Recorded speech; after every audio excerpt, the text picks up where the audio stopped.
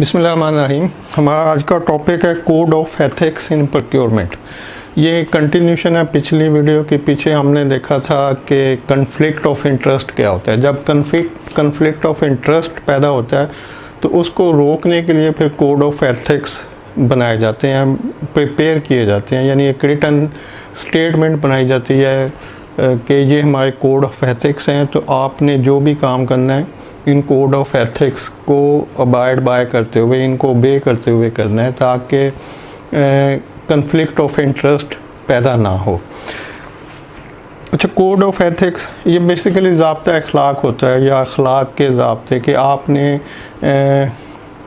जो good practices को follow करना है, जो गुड वर्किंग को फॉलो करना है, वो क्या है। तो कोड ऑफ एथिक्स में वो सारी गुड प्रैक्टिसेस आ जाती हैं जो भी आप सोच सकते हैं। तो गुड प्रैक्टिसेस को फॉलो करना कोड ऑफ एथिक्स को फॉलो करना होता है, लेकिन कुछ मोटी मोटी चीज़ों को रिटर्न भी कर दिया जाता है कि चूँकि आपने ये काम करना है, जैसे प्रोक्योरमेंट करनी है कुछ चीज़ों की, तो आपके लिए ये कोड ऑफ एथिक्स हैं। लेकिन वो जो कोड ऑफ एथिक्स लिख दिए जाएंगे प्रोक्योरमेंट वालों के लिए, उसके अलावा भी अगर कुछ चीज़ें रिटर्न नहीं अवेलेबल, तो इसका ये मतलब नहीं कि आप वहाँ पे कुछ डिसओबे कर दें या उनको फॉलो ना करें। तो जो भी गुड प्रैक्टिसेस होंगी काम को करने के लिए, उन सब को फॉलो करना पड़ेगा। लेकिन जो चीज़ें लिख दी जाएंगी, जो कोड ऑफ एथिक्स लिख दिए जाएंगे, उनको तो आपने हर हाल में फॉलो करना है। अच्छा, ethic is about doing the right things the right way. Ethics चीज़ों को करेक्ट वे में करने का नाम है कि आपने जब भी किसी काम को करना है तो उसके लिए जो गुड प्रैक्टिसेस अवेलेबल हैं उनके अकॉर्डिंगली करें और सही तरीके से करें। Ethics with an procurement relate to the following. अच्छा, एथिक्स इन चीज़ों के मुताल्लिक हो सकते हैं। ह्यूमन राइट्स, लोग जो कि काम कर रहे हैं प्रोक्योरमेंट डिपार्टमेंट में, उनके जो ह्यूमन राइट्स है अगर वो फॉलो नहीं हो रहे, अगर वो उनको मद्देनज़र नहीं रखा जाता है, तो ये आपकी एथिक्स में डिसओबे होगा कि आपने ओबे करना है एथिक्स को। तो आपको जो लोगों के ह्यूमन राइट्स की जो चीज़ें होंगी, जैसे कि ऑफिस में अक्सर ये देखा जाता है कि जो भी जूनियर स्टाफ है उसके साथ बदतमीज़ी और इवन समटाइम गाली गलौज तक सीनियर्स करते हैं, तो ये ह्यूमन राइट्स की वायलेशन है। तो इट मीन्स कि ये उस कंपनी के एथिक्स के ख़िलाफ़ है। तो अगर क्या कंपनी लॉ करती है कि कोई भी सीनियर अपने जूनियर स्टाफ के साथ बदतमीज़ी या गाली गलौज तक पहुँचे, तो ये ह्यूमन राइट्स के ख़िलाफ़ है। तो इस तरह का, तो इसको एथिक्स में लिख दिया जाएगा कि आपने प्लेजेंटली बिहेव करना है और लिमिट में रहना है, या जो भी उसकी फ्रेज़ होगी कि जी जूनियर स्टाफ के साथ आपने किस तरह से सलूक करना है। Human rights including modern day slavery भी ह्यूमन राइट्स में आ जाती है, जैसे कि लेट नाइट काम करवाना स्टाफ के साथ। बहुत सारी जगहों पे तो ये हैबिट्स बन जाती है मैनेजमेंट की या जो हेड होता है डिपार्टमेंट का, उसकी कि जी मियाँ साहब बैठे हैं तो वो बैठे हैं, तो वो बैठे हैं, तो जितने भी नीचे स्टाफ के लोग हैं वो सब बैठे रहेंगे, क्योंकि वो नहीं जा सकते तो स्टाफ भी नहीं जाएगा। और इसको आप मॉडर्न डे स्लेवरी भी कह सकते हैं कि ये ग़ुलामी, आप इसको समझें कि आपको ग़ुलाम बना के रखा हुआ है बॉस ने कि जी मियाँ साहब उठेंगे तो मैं जाऊंगा और मैं जाऊंगा तो आप जाएंगे, वरना कोई नहीं जा सकता। तो ये एथिक्स के ख़िलाफ़ है। तो इसके लिए कुछ रिटर्न एथिक्स होने चाहिए कि आपका टाइम आने का क्या है और जाने का क्या है, और आपने किस तरह से उसे ओबे करना है। अच्छा, वर्किंग कंडीशन भी ह्यूमन राइट्स में आती हैं कि उस एनवायरनमेंट में वर्किंग कंडीशन क्या है। जैसे कुछ छोटी कंपनियों में बॉस को तो एक एसी वाला रूम मिला होता है, लेकिन बाकी सारा स्टाफ जो बाहर हॉल में बैठा होता है वो गर्मी में बैठा होता है, या गर्मी चले बर्दाश्त हो सकती है फ़ैन की वजह से, लेकिन सर्दियों में जो शदीद सर्दी का कुछ टाइम होता है एक आध माह का, तो उसमें बॉस तो अंदर हीटर लगा के बैठा होता है और बाकी सारा स्टाफ जो खुले एरिए में हॉल नुमा कमरे में बैठा होता है वहाँ पे जो ठंड होती है वो वही लोग समझ सकते हैं जो इस सिचुएशन से गुजरते हैं। तो ये भी एथिक्स के ख़िलाफ़ है। इसके लिए कुछ कंपनी के रिटर्न एथिक्स होने चाहिए कि लोगों को किस तरह से वर्किंग कंडीशन बेहतर देनी चाहिए। चाइल्ड लेबर एथिक्स के ख़िलाफ़ है। जो बिलो एज लोग होते हैं, बच्चे होते हैं, उनसे लेबर नहीं लेनी चाहिए। तो इसके लिए कंपनी को कुछ अपने कोड ऑफ एथिक्स में लिखना चाहिए कि हमने जो हायरिंग करनी है वो किस एज से स्टार्ट होगी कि उसमें कोई चाइल्ड लेबर नहीं होगी। ट्रैफिकिंग, ह्यूमन ट्रैफिकिंग, ये भी एथिक्स के ख़िलाफ़ है कि जैसे लोग दूसरे मुल्कों में काम का झांसा दे के उनको ले जाते हैं और फिर वहाँ पे उनसे कुछ कम पैसों पे या जबरन काम कराते हैं। और इसी तरह लोकल मार्केट में भी होता है, जैसे ईंटों के भट्ठों के ऊपर लोगों से मजदूरी करवाई जाती है और उनको कम पैसे दिए जाते हैं या उनको बांध के रखा जाता है। इस तरह की ह्यूमन ट्रैफिकिंग ये भी एथिक्स के ख़िलाफ़ है।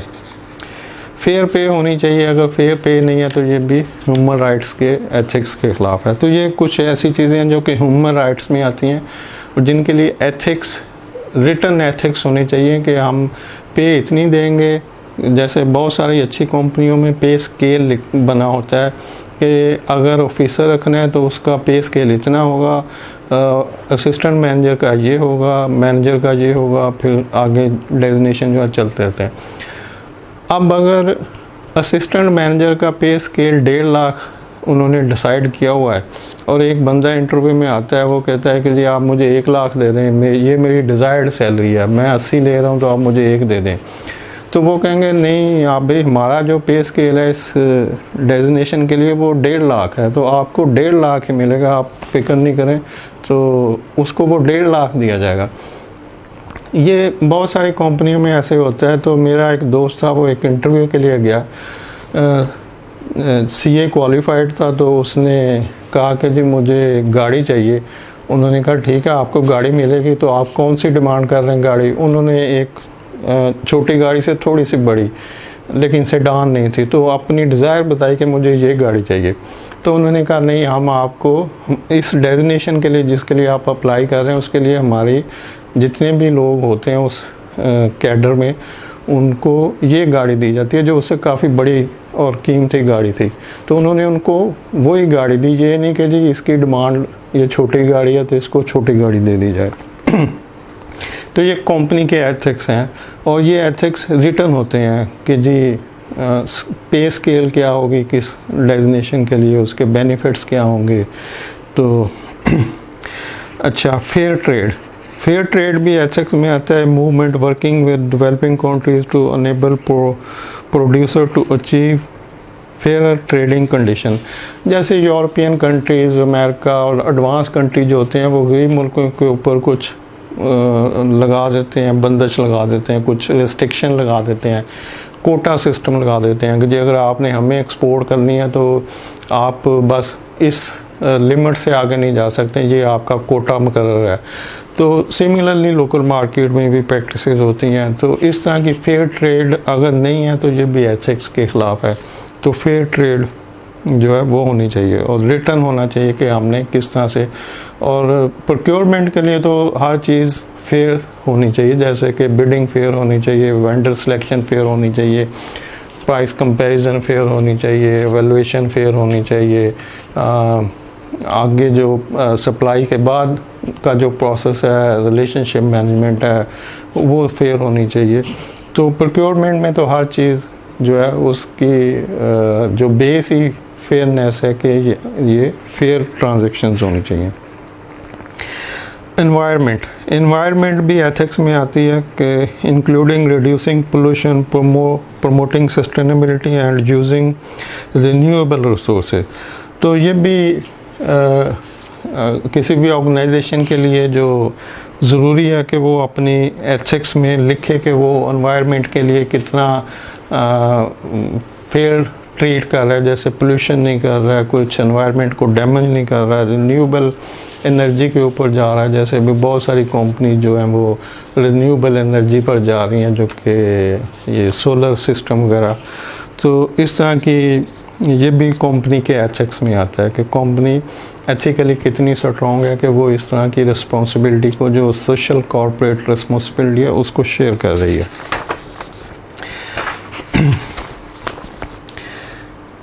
एथिक्स विद इन प्रोक्योरमेंट वाले जो एथिक्स को फॉलो करते हैं उनमें rules applying to ethical behaviour and conduct, उनका रोल जो है प्रोक्योरमेंट में काम करने का जो स्टाइल है वो एथिकल होना चाहिए। उनके रूल्स एंड रेगुलेशन जो बने हुए हैं वो एथिकल होने चाहिए। उनके प्रिंसिपल जो हैं, प्रिंसिपल मतलब असूल जो हैं, जैसे कहा जाता है कि बड़ा असूली बंदा है ये, या इसके असूल अच्छे हैं, ये स्ट्रॉन्ग हैं, तो जो उनके प्रिंसिपल्स हैं वो एथिकल होने चाहिए। उनका कंडक्ट रिलेटेड टू रिसर्च जो है वो एथिकल होना चाहिए। रिसर्च रिलेटेड कंडक्ट से मुराद है कि प्रोक्योरमेंट में तो सारा ही रिसर्च है, जैसे आप वेंडर को सोर्स कर रहे हैं ये भी रिसर्च है, प्रोडक्ट सोर्स कर रहे हैं ये भी रिसर्च है, मतलब पूरा प्रोसेस ही रिसर्च के ऊपर बेस कर रहा होता है, तो उसमें एथिक्स होने चाहिए। एथिकल वैल्यूज़ होनी चाहिए। वैल्यूज़ आपका बिहेवियर होता है, वैल्यूज़ आपके वैल्यूज़, चलिए मैं आगे बोलूँगा, इसको इंटरप्ट रोकना नहीं चाहता। तो इस तरह से एथिक्स जो है वो प्रोक्योरमेंट के पूरे जितनी भी एक्टिविटीज़ हो रही होती हैं उनमें शामिल होते हैं। Procurement professional need to be aware of ethics within their role to ensure they act in accordance with good practices. हम वो जो भी गुड प्रैक्टिसेस हैं, अगर आपके पास कुछ एथिक्स रिटर्न में है और कुछ नहीं भी अगर रिटर्न में है, तो फिर भी आप जो चीज़ें आपके पास रिटर्न है अदर दैन जो भी कुछ गुड प्रैक्टिसेस है उनको आपको फॉलो करना चाहिए। Organisations typically produce their own code of ethics. हर ऑर्गेनाइजेशन के अपने कोड ऑफ एथिक्स होते हैं, जिस तरह से वो लोगों से काम लेना चाहते हैं या जो वो समझते हैं कि ये लोगों की वैल्यूज़ होनी चाहिए, यानी उनके जो फॉलो करने के रूल्स हैं इस तरह के होने चाहिए, उनको इन चीज़ों को फॉलो करना चाहिए, तो वो डिफरेंट कंपनीज में डिफरेंट हो सकते हैं। और मतलब जब कोड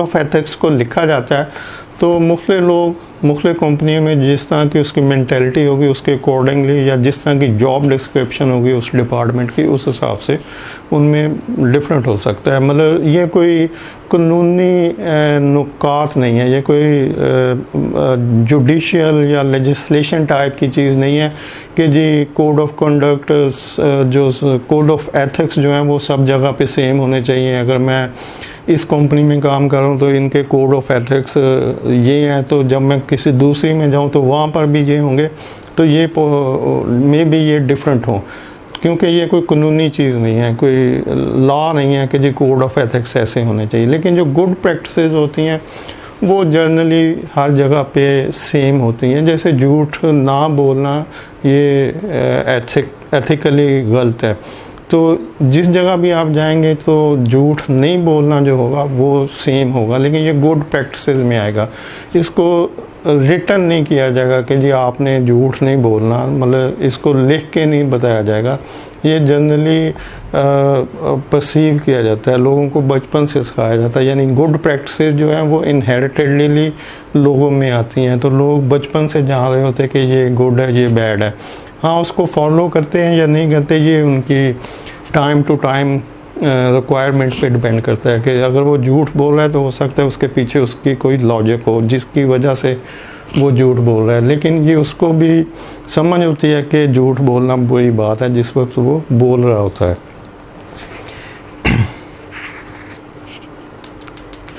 तो कोड ऑफ एथिक्स में जो मेन चीज़ें हैं उनमें वैल्यूज़ होती हैं, प्रिंसिपल्स होते हैं, पर्सनल रिस्पॉन्सिबिलिटी होती है, कंप्लायंस होती है, रिपोर्टिंग होती है। अब वैल्यूज़ जो है ये फेयर वर्क के मतलब हो सकते हैं, इम्पार्शियलिटी हो सकती है, ट्रांसपेरेंसी हो सकती है, ऑनेस्टी को प्रमोट करना होता है, रिस्पेक्ट दूसरों को देना होता है, इंटीग्रिटी रिलेटेड हो सकता है। तो ये वैल्यूज़ हैं, वैल्यूज़ कि आप कितनी मेरे जहन में कुछ वर्ड नहीं आ रहा है जो वैल्यूज़ को डिफ़ाइन करें। तो ये वैल्यूज़ हैं आपकी कि आप ऑनेस्ट हैं या नहीं है, रिस्पेक्ट देते हैं या नहीं है, इंटीग्रिटी आपकी किस लेवल की है, वर्क काम को करने में कितने ऑनेस्ट रहते हैं। तो ये सब वैल्यूज़ हैं आपकी, लेकिन मैं इसको किसी नेक्स्ट वीडियो में बता दूंगा कि वैल्यूज़ क्या होती हैं। Principles explain how an organization intends to meet its value. Principle may include customer satisfaction, meeting standard, continuous improvement. तो प्रिंसिपल आपके जो असूल हैं वो असूल ये हो सकते हैं कि आपने स्टैंडर्ड को कितना मेंटेन करना है, कितना किया हुआ है, आगे कितना लेके जाना है। स्टैंडर्ड से हमारा जैसे ISO के डिफरेंट सिस्टम हो सकते हैं, आपने कंटिन्यू इम्प्रूवमेंट कैसे करनी है और कितनी करनी है, कस्टमर को कितना सेटिस्फाइड कर रहे हैं और कस्टमर सेटिस्फेक्शन रिलेटेड आपकी क्या पॉलिसी है। तो ये आपके प्रिंसिपल्स हैं, जितने स्ट्रॉन्ग है उतने ही आप इसका मतलब कि आपकी एथिक्स जो है वो स्ट्रॉन्ग है। Personal responsibility outline each individual responsibility. Personal responsibility में आपकी जॉब डिस्क्रिप्शन आ जाती है, जो कि आपको HR वाला जब भी कोई न्यू हायरिंग होती है तो उसको रिटन जॉब डिस्क्रिप्शन दी जाती है। बेसिकली ये आपके जो काम करने का कि आपने ये काम करने हैं वो उसमें लिखे होते हैं। तो ये आपकी पर्सनल रिस्पॉन्सिबिलिटी है कि जो भी आपकी जॉब डिस्क्रिप्शन है इसको आपने फुलफ़िल करना है। तो अगर आप अपनी JD को, जॉब डिस्क्रिप्शन को फुलफ़िल नहीं कर रहे तो ये भी एथिक्स के ख़िलाफ़ है। तो एथिक्स ये है कि आप कितना अपनी रिस्पॉन्सिबिलिटी को फुलफ़िल करते हैं।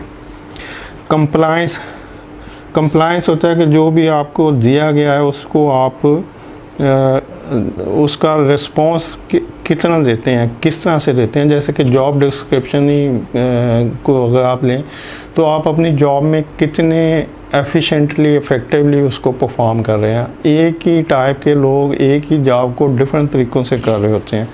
कुछ उसको सुस्ती से कर रहे होंगे, कुछ उसको एक्टिवली कर रहे होंगे, कुछ हार्ड वर्किंगली कर रहे होंगे, कुछ सिर्फ अपने टाइम को पूरा करने के लिए कर रहे होंगे। तो लोगों के काम करने का स्टाइल डिफरेंट हो सकता है एक ही जॉब के अंदर, एक ही रोल के अंदर रहते हुए। तो इसका मतलब कि आप किस तरह से कंप्लायंस कर रहे हैं कि आपसे जब कुछ आपका ऑडिट किया जाता है कि भी आपकी वर्किंग का स्टाइल क्या है, आप किस तरह से काम कर रहे हैं, फिर एक और का गया था और क्या गया था। तो उसमें जो कंप्लायंस है वो आपकी रिप्लाई है कि आप जो कर रहे हैं वो उसका उसकी नेचर क्या है, उसका कुछ चीज़ों को मुझे प्रॉब्लम होती है डिफ़ाइन करने में। तो कंप्लायंस होता है state what individual within the organisation must comply. जो ऑर्गेनाइजेशन डिमांड कर रही है, जो आपकी जॉब है, उसको आप उस लेवल के ऊपर पूरा कर रहे हैं या नहीं कर रहे हैं। तो ये कंप्लायंस है। जैसे किसी भी ऑडिट के अंदर जब ऑडिटर आपसे पूछता है कि जी ये जो ऐसे हो रहा है तो क्यों हो रहा है, तो उसको जो आप रिप्लाई देते हैं वो कंप्लायंस है कि जी अगर तो आप सेटिस्फैक्ट्री रिप्लाई देंगे तो ये जो है पॉजिटिव रिप्लायंस होगा। अगर आप कुछ नहीं कह सके और आप सेटिस्फाइड नहीं कर सके ऑडिटर को तो ये नॉन कंप्लायंस होगा।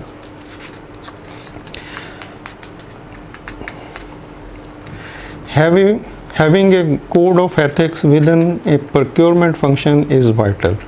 Procurement तो सारी इंटीग्रिटी, ऑनेस्टी और इसके ऊपर बेस कर रही होती है। तो प्रोक्योरमेंट में तो हर हाल में कोड ऑफ एथिक्स को मेंटेन किया जाता है। रिटर्न एक कोड ऑफ एथिक्स उनको दिया जाता है कि ये चीज़ें आपकी होनी चाहिए और ये चीज़ें नहीं होनी चाहिए। It can help and guide a buyer in many ways. It offers benefit to a procurement professional. अच्छा, ये कोड ऑफ एथिक्स अगर आपको रिटर्न दिया गया है प्रोक्योरमेंट डिपार्टमेंट में तो उससे जो बेनिफिट हो सकते हैं उसमें नंबर 1 है फ्रेमवर्क, कि जितने भी लोग काम कर रहे होते हैं उन सब के लिए एक फ्रेमवर्क मिल जाता है। यानी अगर फेयर कंपैरिजन करना है तो ये जितने लोग हैं सबके लिए एक ही पैटर्न है, सबके लिए एक ही इंस्ट्रक्शन है कि भाई फेयर कंपैरिजन करना है। ब्राइबरी नहीं लेनी ये सबके लिए है, गिफ्ट नहीं लेना ये सबके लिए है, किसी वेंडर से खाना नहीं खाना जाके सबके लिए है। तो जो भी फ्रेमवर्क बना के दिया जाता है ये पूरे डिपार्टमेंट के लिए होता है, तो इससे सब